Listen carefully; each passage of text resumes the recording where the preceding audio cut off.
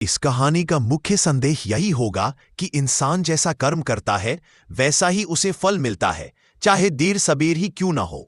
जीवन का सबसे बड़ा सत्य यही है कि इंसान जैसा कर्म करता है वैसा ही फल पाता है।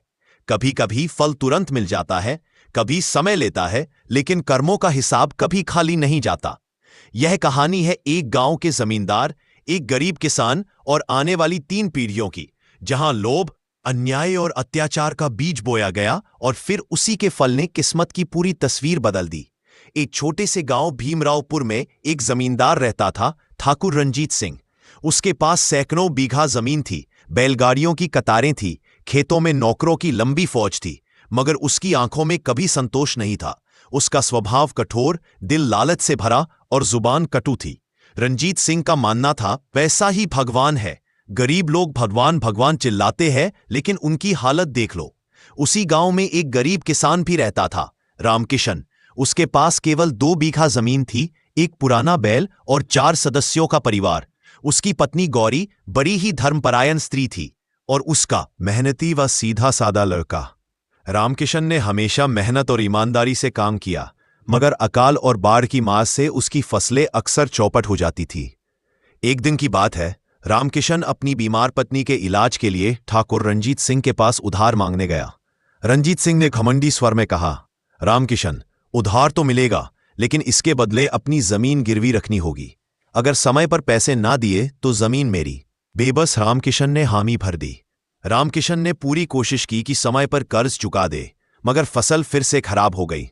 बीमारी में पत्नी की दवा और बच्चों की पढ़ाई ने उसे और तोड़ दिया। 1 साल बाद रंजीत सिंह उसके दरवाजे आया। रामकिशन, वक्त पूरा हो गया, अब ये जमीन मेरी। रोते हुए रामकिशन ने कहा, ठाकुर साहब, बस 1 साल और मोहलत दे दीजिए। रंजीत सिंह ने ठंडी हंसी हंसते हुए कहा, गरीबों की मोहलत भीख होती है और ठाकुर कभी भीख नहीं देता। उसने जबरदस्ती रामकिशन की जमीन हड़प ली। गांव वाले सब कुछ देखते रहे, लेकिन ठाकुर के डर से कोई आवाज ना उठा सका। रामकिशन की पत्नी ने दुख में प्राण त्याग दिए। कसम खाई, एक दिन न्याय जरूर मिलेगा। जैसा कर्म ठाकुर करेगा वैसा फल भगवान देगा। दिन बीतते गए। रामकिशन के बेटे मोहन ने कड़ी मेहनत शुरू की। गांव में छोटे मोटे काम करता, बच्चों को पढ़ाता, कभी ईंट गारा ढोता। धीरे धीरे उसने पैसे जोड़े और गांव से बाहर जाकर पढ़ाई की। इधर ठाकुर रंजीत सिंह का लालच और बढ़ता गया। उसने गांव वालों से ऊंचे ब्याज पर कर्ज देना शुरू किया। जमीनें हड़पना उसका शौक बन गया। उसका बेटा विक्रम शराबी और आवारा था। गांव के लोग कहते, जैसा बाप वैसा बेटा, लेकिन बेटा तो बाप से भी गया गुजरा है। रंजीत सिंह को लगता था कि उसकी ताकत और धन हमेशा रहेगा, लेकिन समय का परिया चुपचाप घूम रहा था। कुछ साल बाद मोहन पढ़ लिख कर शहर से इंजीनियर बनकर लौटा। अब वह गांव का सबसे पढ़ा लिखा और सम्मानित व्यक्ति था। उसने गांव के किसानों को संगठित करना शुरू किया। मोहन ने एक सहकारी समिति बनाई, जिसमें गांव वाले पैसे जोड़कर अपना अनाज बेचते और सस्ता बीज लेते। इससे गांव की हालत सुधरने लगी।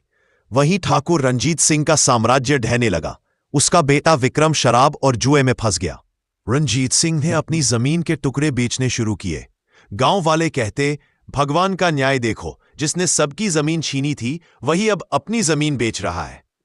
एक दिन विक्रम ने जुए में सब कुछ हार दिया। उसने अपने पिता रंजीत सिंह को धक्का देकर घर से निकाल दिया। ठाकुर, जिसने कभी गरीबों पर दया नहीं की थी, अब खुद गांव में भीख मांगने को मजबूर हो गया। वह उसी मोहन के दरवाजे पहुंचा, जिसका घर उसने कभी छीन लिया था। रोते हुए बोला, मोहन बेटा, मुझे एक रोटी दे दे, मैं भूखा हूं। मोहन ने उसकी तरफ देखा और कहा, ठाकुर, रोटी तो मैं दूंगा, क्योंकि मेरी मां ने सिखाया है कि भूखे को कभी खाली हाथ नहीं लौटाना चाहिए। लेकिन याद रखो, ये वही घर है जहां से तुमने हमें बेघर किया था। यही है जैसा कर्म वैसा फल। ठाकुर जमीन पर गिर पड़ा और आंसुओं में डूब गया। कुछ दिनों बाद उसने प्राण त्याग दिए। मोहन ने गांव में स्कूल और अस्पताल बनवाए। उसने यह प्रण लिया कि अब कोई बच्चा अनपढ़ और कोई औरत इलाज के बिना न मरे। गांव के लोग उसे आशीर्वाद देने लगे। सब कहते, कर्म का फल इंसान को हर हाल में मिलता है। लेकिन पीढ़ियां तक भोगती है। ये कहानी हमें यही सिखाती है, लालच और अन्याय का अंत निश्चित है। ईमानदारी और मेहनत कभी व्यर्थ नहीं जाती।